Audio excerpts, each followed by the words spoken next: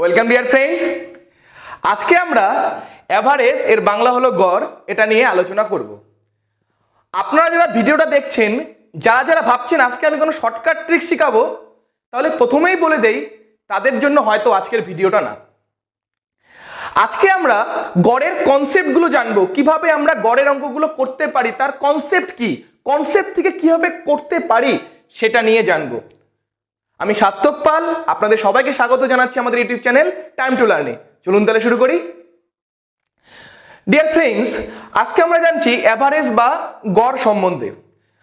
আজকে আমরা কনসেপ্ট সম্বন্ধে জানবো। কনসেপ্ট সম্বন্ধে জানার প্রয়োজন এর জন্যই বলছি, তখন পরীক্ষা যদি কখনো অঙ্ক ঘুরিয়ে চলে আসে, হয়তো আপনি শর্টকাট ট্রিক্স দিয়ে অঙ্কটা করতে পারবেন না, কিন্তু আপনি যদি কনসেপ্ট জানেন, আপনি কনসেপ্ট দিয়ে অঙ্কটা করতে পারবেন। হয়তো শর্টকাট ট্রিক্স জানলে আপনি 10 সেকেন্ডে করতেন, কিন্তু কনসেপ্ট দিয়ে হয়তো আপনি 20 সেকেন্ডে বা 25 সেকেন্ডে করবেন, কিন্তু পারবেন। তাই কনসেপ্টটা জানা আমাদের খুব প্রয়োজন। এই অ্যাভারেজ বা গড়, একে অনেক সময় মিন, MEAN এটাও বলা হয়। অ্যাভারেজ বা গড়কে মিনও বলা হয়। অ্যাভারেজ বা গড়কে কি বললাম, মিনও বলা হয়। পরীক্ষার সময় অনেক সময় মিনও বলা থাকতে পারে। আপনারা অবশ্যই বাংলা টার্মগুলোর সাথে সাথে ইংলিশ টার্মগুলোও জানবেন। হয়তো কোনো এক্সাম আপনি এমন দিতে গেলেন যেখানে হচ্ছে বাংলা টার্ম ব্যবহার হয় না, মানে হয়তো সেন্ট্রাল পরীক্ষা দিতে গেলেন, সেন্ট্রালে কোনো পরীক্ষা দিতে গেলেন, তখন আপনাকে ইংলিশ টার্মগুলো জানতে হবে। তখন আমরা অনেক সময় কি হয়, আমাদের মধ্যে অনেকেই হিন্দি ভাষা আমরা পড়তে পারি না, তাই আমাদের ইংলিশ ভাষায় পড়তে হবে। তখন কি আপনি আবার নতুন করে শিখবেন না। তাই যখন আমরা পড়ছি, আমরা বাংলার সাথে সাথে যেগুলো যেগুলো সম্ভব সেগুলোর ইংলিশ টার্মগুলো আমরা জানবো। তাহলে অ্যাভারেজ বা গড়, একে অনেক সময় কি বলা হয়, মিনও বলা হয়। তাহলে সবার ফার্স্ট আমরা আজকে জানি এই অ্যাভারেজ বা গড় কি।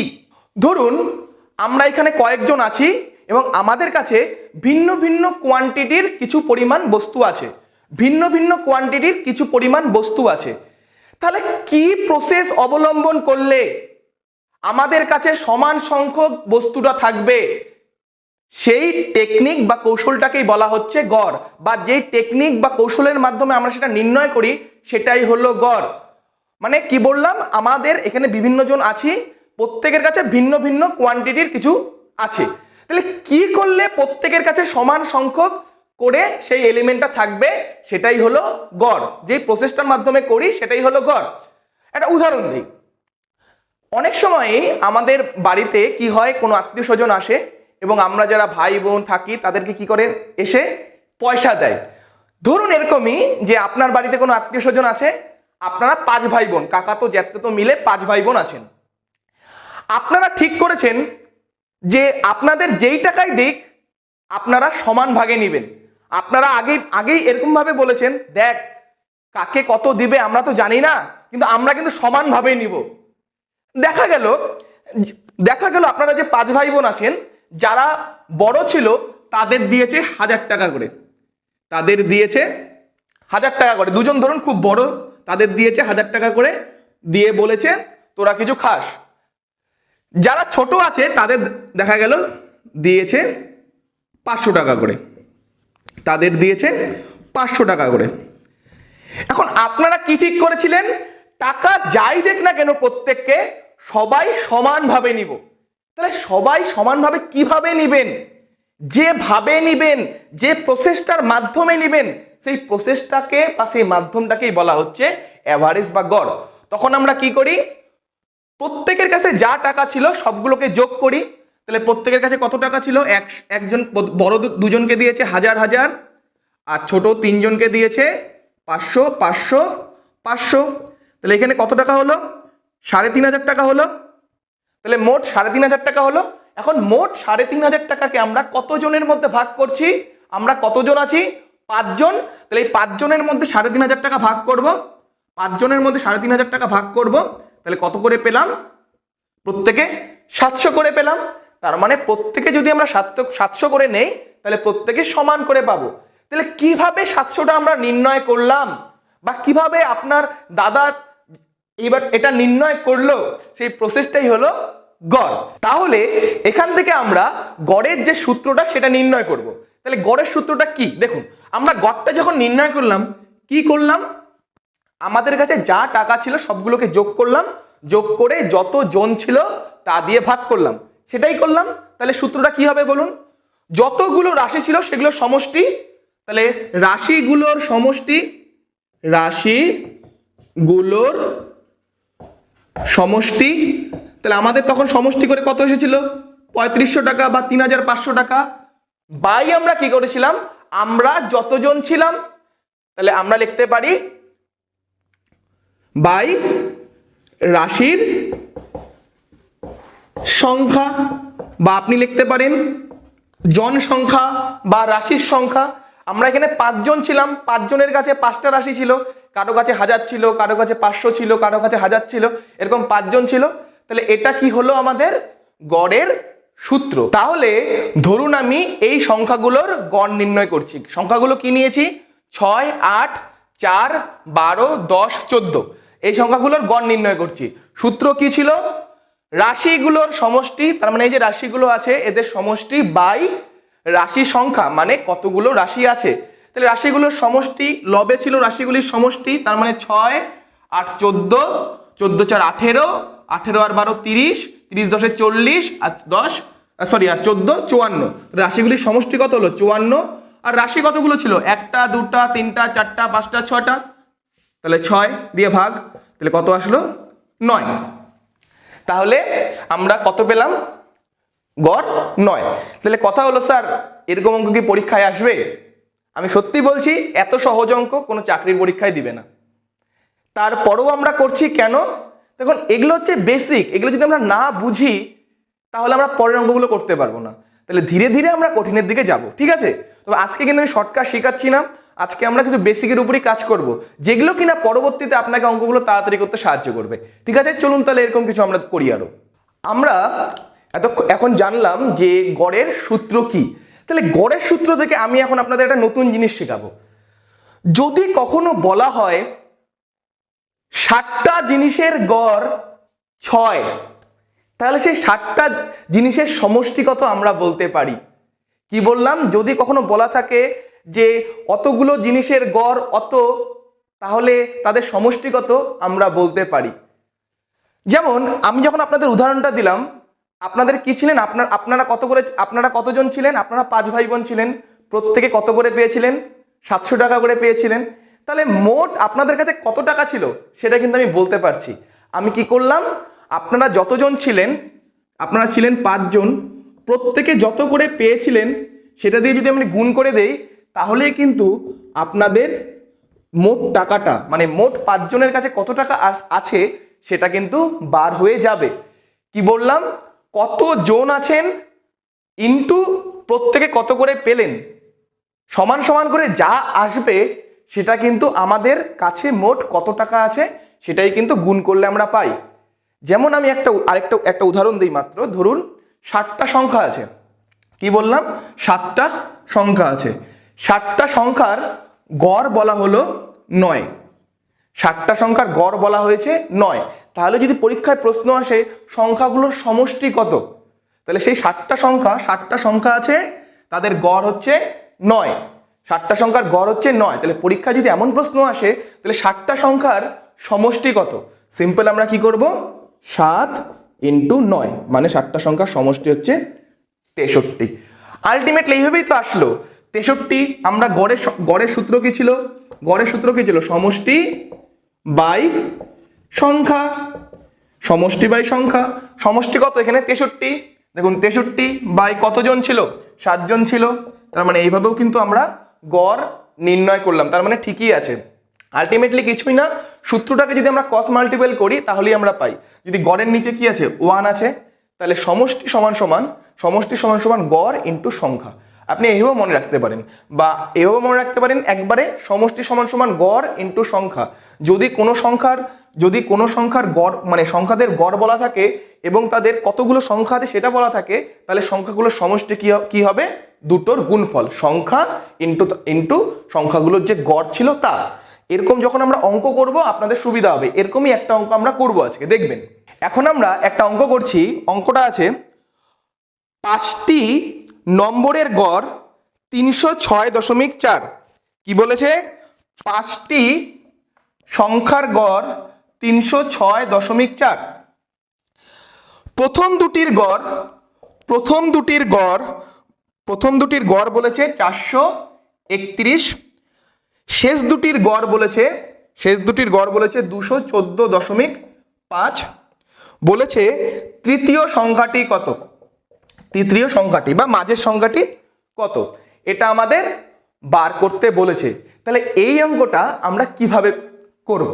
তাহলে অঙ্কটাকে বুঝিয়ে যে অঙ্কটা কি বলেছে, আমার কাছে 5টা সংখ্যা আছে, ধরুন x1, x2, x3, x4, x5, এরকম 5টা সংখ্যা আছে। তাহলে 5টা সংখ্যার গড় কি বলেছে? 5টা সংখ্যার গড় বলেছে 306.5। তার মানে 5টা সংখ্যার সমষ্টি কি হবে? আমি কি বললাম যে সংখ্যাগুলো কি x1, x2, x3, x4, x5, 5টা সংখ্যা আছে। তাহলে 5টা সংখ্যার সমষ্টিকে আমরা বার করতে পারি।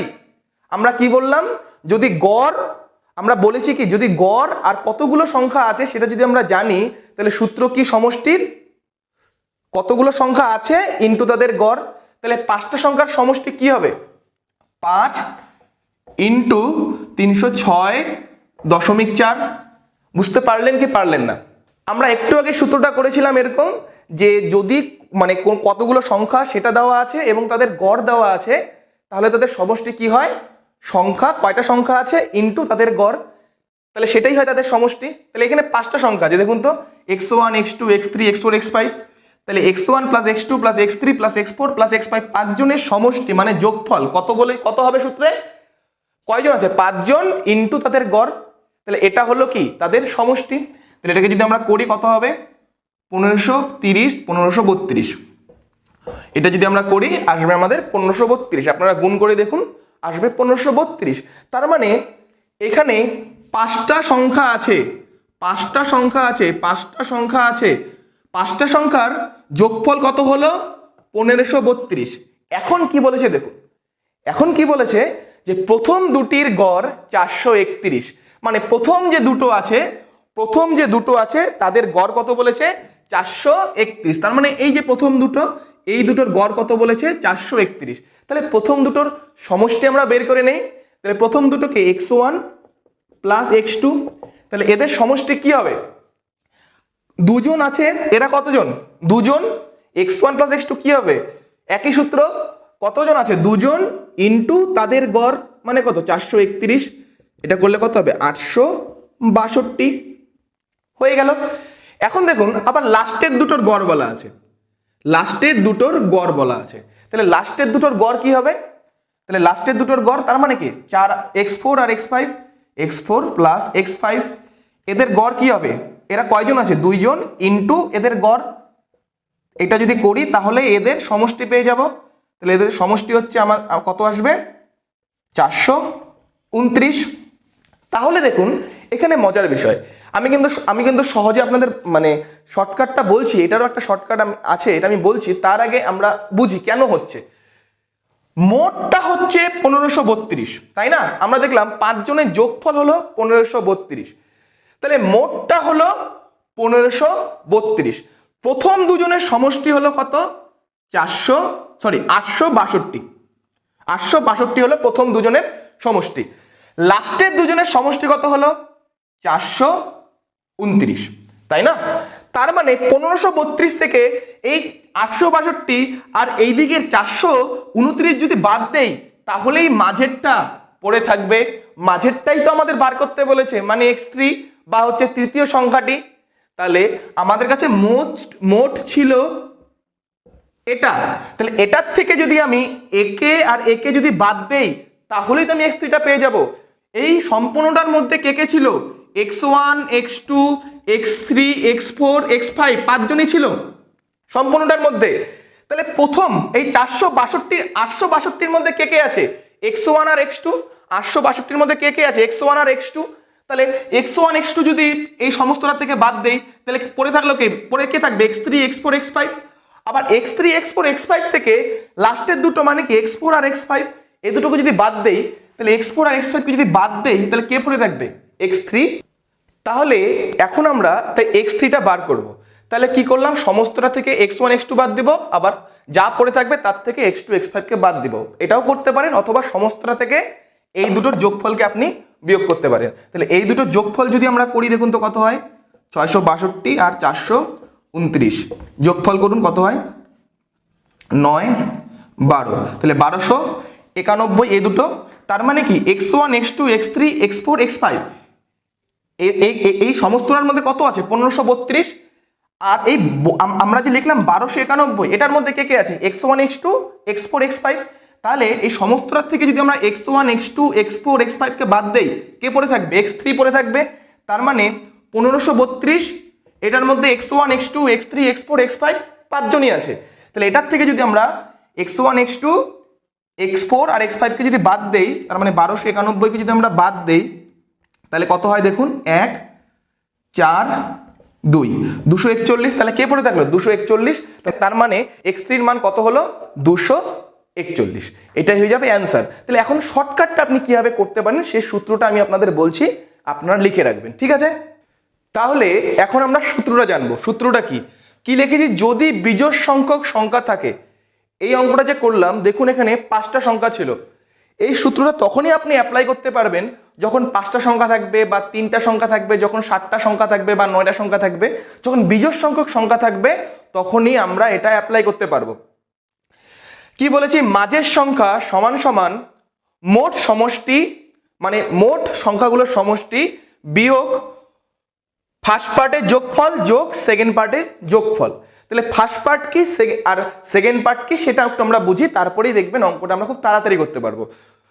ধরুন এখানে কটা সংখ্যা ছিল, 5টা সংখ্যা ছিল, তার মানে এখানে 5টা সংখ্যা ছিল, 1টা 2টা 3টা 4টা 5টা, এরকম 5টা সংখ্যা ছিল। এটাকে আমরা যদি 1 2 3 4 না বলে যদি আমরা a b c d e এরকম 5টা সংখ্যা ছিল, মাঝেরটা বের করছি, কোনটা বার করছি, মাঝেরটা। তার মানে a b c d e এখানে বলতে মাঝেরটাকে c, তাহলে c বাদে উপরে দুটো সংখ্যা থাকছে নিচে দুটো সংখ্যা থাকছে, c বাদে কে থাকছে, উপরে দুটো সংখ্যা নিচে দুটো সংখ্যা। উপরের দুটোকে বলছি ফার্স্ট পার্ট আর নিচের দুটোকে বলছি সেকেন্ড পার্ট, বা আপনি এইভাবে মনে রাখতে পারেন প্রথম দুটোকে বলছি ফার্স্ট পার্ট আর লাস্টের দুটোকে বলছি সেকেন্ড পার্ট। তেমনি যদি 7টা সংখ্যা থাকতো, ধরুন a b c d e f g 7টা সংখ্যা আছে এখানে, তাহলে 7টা সংখ্যা মানে কি, মাঝখানে কে আছে d, তার মানে কি আগে 3 জন আছে পিছনে 3 জন আছে, তাহলে উপরের 3টাকে বলবো, ফার্স্ট পার্ট আর লাস্টের 3টাকে বলবো বা নিচের 3টাকে বলবো সেকেন্ড পার্ট। একটা উদাহরণ দিই তাহলে আপনাদের আরো ক্লিয়ার হবে। ধরুন এরকম আছে 7 10 12 14 16 18 আর হচ্ছে 20। ধরুন 7টা সংখ্যা আছে, 1 2 3 4 5 6 7 এরকম 7টা সংখ্যা আছে। তাহলে মাঝে কি আছে 1 2 3 4, তাহলে 14 আছে মাঝে। তাহলে আগে 3টা থাকলো পরে 3টা থাকলো, মাঝেরটার আগে 3টা থাকলো পরে 3টা থাকলো, তাহলে মাঝের আগে যে 3টা থাকলো সেটাকে বলছি ফার্স্ট পার্ট, আর মাঝের পরে যে 3টা থাকলো সেটাকে বলছি সেকেন্ড পার্ট। এটা যদি আপনি বুঝে যান তাহলে আপনার শর্টকাটটা ইজি লাগবে। এখন আপনি শর্টকাটটা আগের অঙ্কটাই অ্যাপ্লাই করুন, দেখুন তাড়াতাড়ি হয়ে যাবে। এখন আমরা যেই অঙ্কটা করলাম সেই অঙ্কটাই এখানে অ্যাপ্লাই করব। দেখুন কি আছে, মাঝের সংখ্যা সমান সমান মোট সমষ্টি মাইনাস ফার্স্ট পার্টের যোগফল প্লাস সেকেন্ড পার্টের যোগফল। তাহলে মোট সমষ্টি আমাদের এখানে কতগুলো সংখ্যা ছিল, 5টা সংখ্যা ছিল, বিজোড় সংখ্যক সংখ্যা আছে, তাহলে এটা অ্যাপ্লাই হবে। তাহলে মোট সমষ্টি কত ছিল 1532 বিয়োগ ফার্স্ট পার্ট মানে কে, এখানে 5টা সংখ্যা ছিল, তাহলে মাঝের সংখ্যাটার আগে দুটো ছিল পরে দুটো আছে, তাহলে প্রথম দুটোর যোগফল আমরা কত পেয়েছিলাম, হচ্ছে 862, তাই না? প্লাস সেকেন্ড পার্ট বলতে মাঝের যে সংখ্যা ছিল তার পরে যে দুটো সংখ্যা ছিল তাদের, তাহলে সেকেন্ড পার্টটার যোগফল আমরা কত পেয়েছিলাম 429।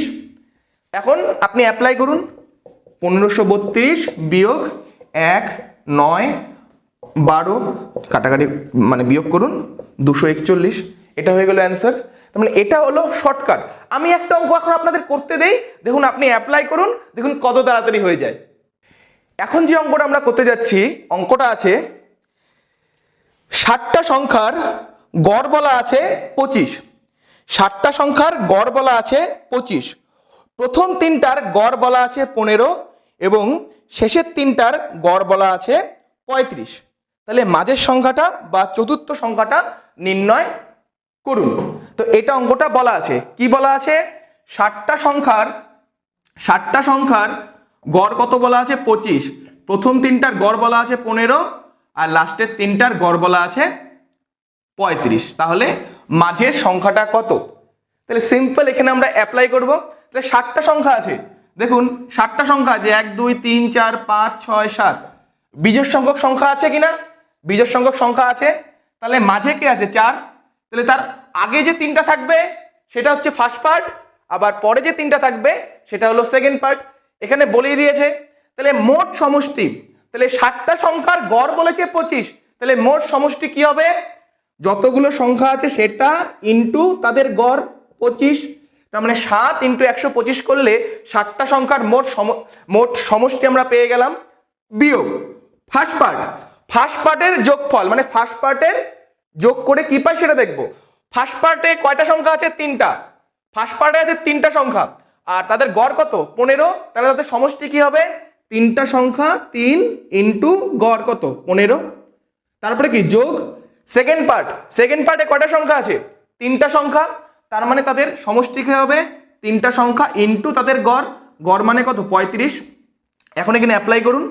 তাহলে 7 ইন্টু 25 করলে 175 বিয়োগ 3 ইন্টু 15 করলে 45 যোগ 3 ইন্টু 135 105, তার মানে 175 বিয়োগ 150 করলে 25। তার মানে চতুর্থ সংখ্যা বা মাঝের সংখ্যাটি কত আসলো? 25। তাহলে এটাই হয়ে গেল আমাদের অ্যান্সার। তাহলে এরকম আমি আপনাদের একটা অঙ্ক করতে দিচ্ছি, আপনারা করে আমাকে জানাবেন। এই অঙ্কটা আপনারা করে আমাকে উত্তরটা জানাবেন। 9টি সংখ্যার গড় হচ্ছে 80, 9টি সংখ্যার গড় হলো 80, প্রথম চারটির গড় 37.5, প্রথম চারটির গড় 37.5, লাস্ট চারটির গড় 125 হলে মাঝের সংখ্যাটি কত? আপনারা উত্তরটা আমাকে কমেন্টের মাধ্যমে জানাবেন। দেখুন আজকে আমরা মূলত কনসেপ্টের উপর করলাম, এর পরের ভিডিওতে আমি আপনাদের একটা শর্টকাট ট্রিক্স শেখাবো। দেখবেন ওই টাইপের যদি অঙ্ক চলে আসে আপনি 2 থেকে 3 সেকেন্ডে ওই অঙ্কটা করবেন। এর পরের ভিডিওতে আমি আপনাদের শেখাবো। আপনাদের ভিডিওটা কেমন লাগলো আপনারা কমেন্টের মাধ্যমে জানাবেন। আমাদের ভিডিওটা যদি ভালো লেগে থাকে অবশ্যই ভিডিওটাকে লাইক করবেন, যার প্রয়োজন তার সাথে শেয়ার করবেন। এরকম আরও ভিডিও পেতে আমাদের চ্যানেলটাকে অবশ্যই সাবস্ক্রাইব করবেন। ভালো থাকবেন, থ্যাংক ইউ।